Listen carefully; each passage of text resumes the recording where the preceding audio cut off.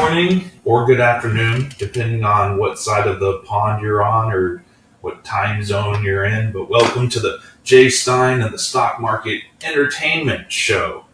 Keyword is entertainment. Unfortunately, today's show is not terribly entertaining. This is actually kind of messed up, but it's worth talking about because it has some oil and gas implications. So, in case you haven't been paying attention, it's time to wake up. Go and open up your eyes real quick. The mainstream is not really talking about the Russia situation.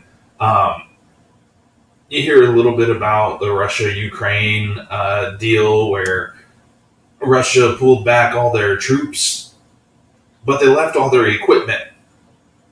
Huh, that's a little odd, considering that where they placed all of that puts them like in prime position to overtake Ukraine, to run their borders. And what I think would end up happening with that is they would basically leave Kiev and that state to be its own Ukraine, but they're going to take over the rest. That's what I think.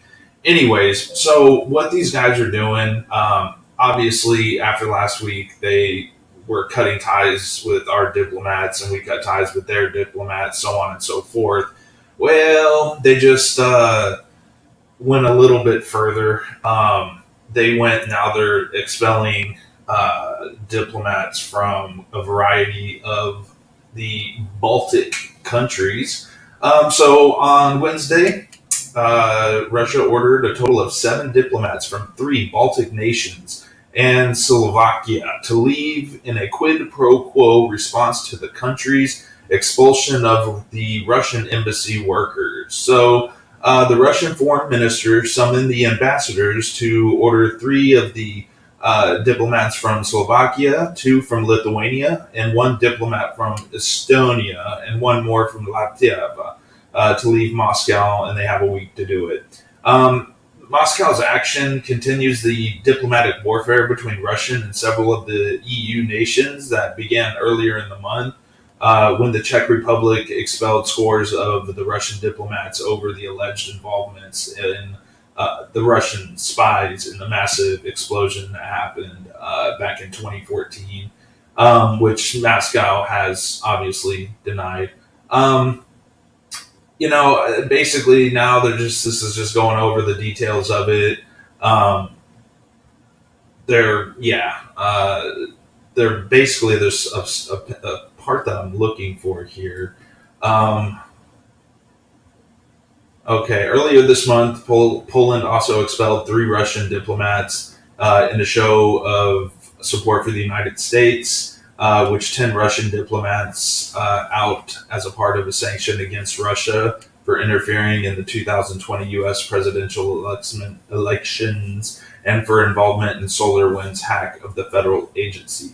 Moscow, quid pro quo, the U.S. move and last week's order of 5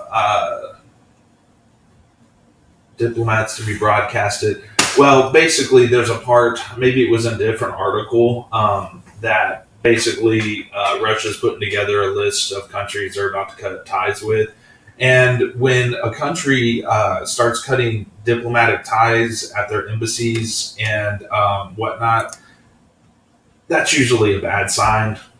In fact, it's almost indicative of a pre-war amble. And now they're doing it to us. They're doing it to all kinds of countries that they kind of used to own, Soviet Union style, and making these moves on Ukraine. However, there's other things at play here, and what I want to talk about is the implications of oil. So, as you can see, oil's been in an uptrend over the past, really, I want to say last year or so. Let's take a look see, Lou. So you can definitely see where it's going now. OPEC OPEC plays a huge part in global uh, global pricing outside of the United States. I'm trying to pull up the picture of the pie chart that shows, but basically they're the third largest contributor to the OPEC nations. Sorry, my computer's acting glitchy. So yeah, of all the OPEC nations, Russia's number three. So that gives them a lot of pull, and with that comes a lot of pull with the overall markets. Because if they decide that they want to go ahead and start just flooding the market with their oil, they could very easily drop the price of oil big time, and that could have massive implications for us, because that could crash our oil and gas market. So, um, that's just something that I think everybody needs to be aware of as a risk for us and what can happen to us, as a result of them, increasing the oil. Now, finding information on all of this, I'm not going to lie, it's been a little difficult. Um, it's basically wiped out of the mainstream. I mean, you can't find it, period. It's all basically whitewashed, BS. And, like I said, very difficult to come across. So I am going to rely on my friend, Johnny Storm from don'tspeak.com. Also, YouTube channel Don't Speak 2, which is his channel. Johnny is awesome. He is on point with his intel. He's got some really good sources, and he keeps it real. If he can't validate something, he'll be upfront and straight up tell you, hey, I can't, you know, validate this 100%, but the sources are legit and a lot of times on point. And that goes for a lot of my sources as well, and everybody else's. We have to be skeptical and be able to question and discern for ourselves, the risks and the possible outcomes, and the different game plans that the elitists can be coming up with. So Johnny has been nice enough to let me show his video that he did earlier. So with that said, I'm going to go ahead and play it and let you guys enjoy it. Hey everyone, Johnny here. I am aware of this Q alert that you guys have been sending me. We keep getting it from you, and that's fine. I'm glad you guys are sending it. But the problem with it is I can't verify pretty much all of it. Now, this is an email that Steve Quayle got from someone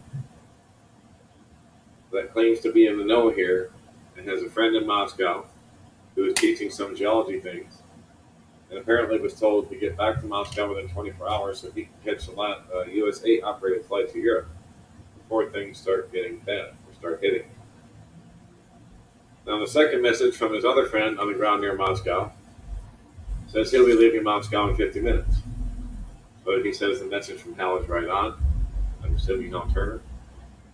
Remaining embassy staff and consulate staff have a U.S. plane waiting on the tarmac, and the last citizens are in the air.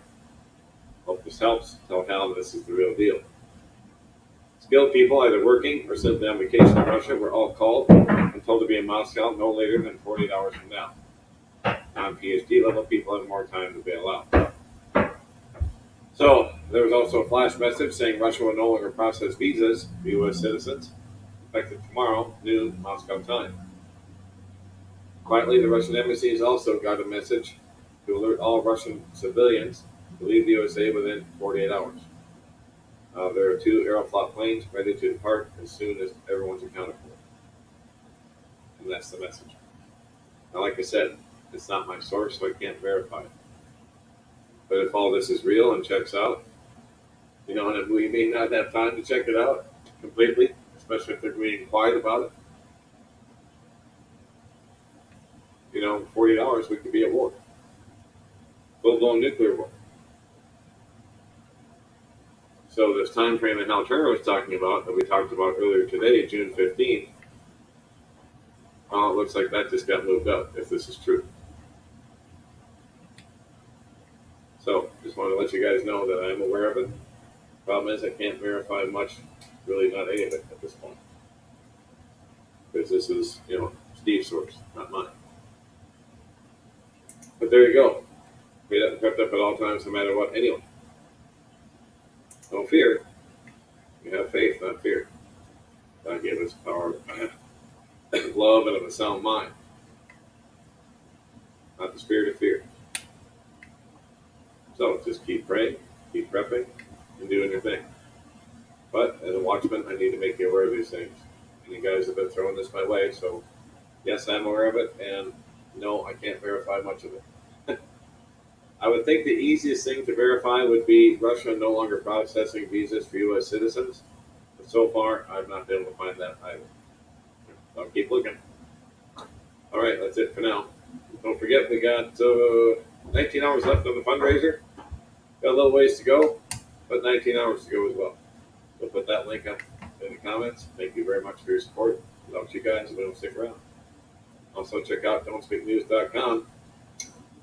That is where I put all the news that we can't speak about anywhere else, including YouTube and other social media. And then you can find everything we do here. Just run along these tabs right here. Everything we do is just a click away. Don'tSpeakNews.com. All right, that's it for now. God bless. Take care. Johnny Storm. Don't speak. All right, y'all. Much love to Johnny. I appreciate him letting me share that. Like I said, man, show that gentleman some love.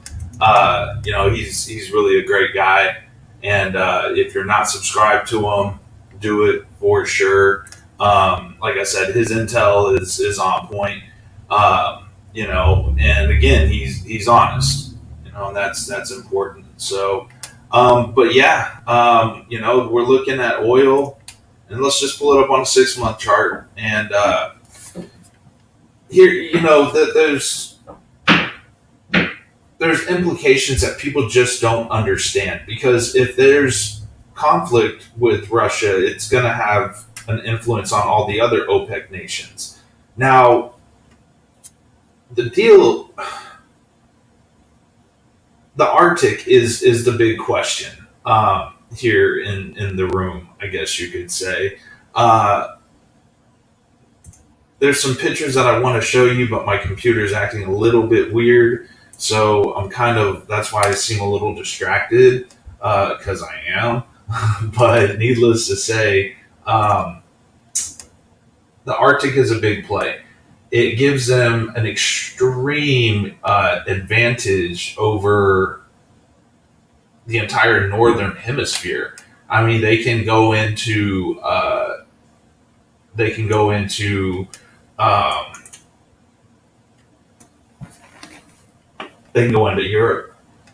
They can go into the United States, Canada, all from right there. Plus, not to mention the oil reserves that are underneath the Arctic. So here's the chart I was saying: Libya, Saudi Arabia, and then Russia. So Russia, you can see here, is a very big player.